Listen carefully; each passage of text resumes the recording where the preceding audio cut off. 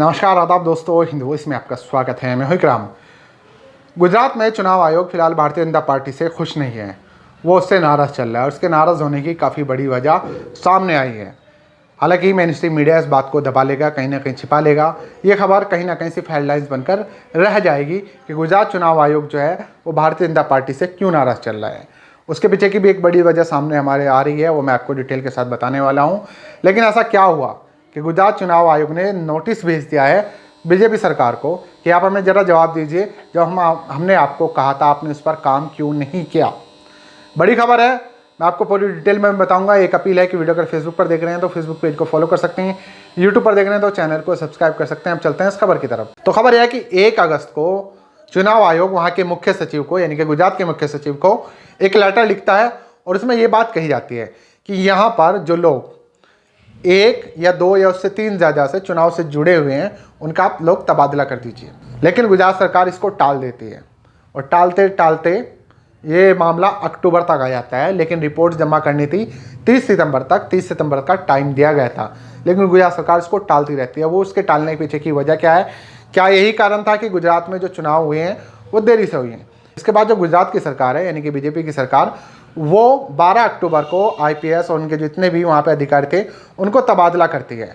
लेकिन इस नोटिस में ये चीज़ भी कही गई थी, इस आदेश में, कि आप एक ज़िला छोड़कर दूसरे ज़िले में ही ट्रांसफ़र करें। अब जब 2 बार नहीं किया तो दोबारा से 19 अक्टूबर को फिर से एक रिमाइंड लेटर लिखा जाता है गुजरात चुनाव आयोग की तरफ से बीजेपी सरकार को कि आखिर भाई हमें स्पष्टीकरण दे दीजिए जरा।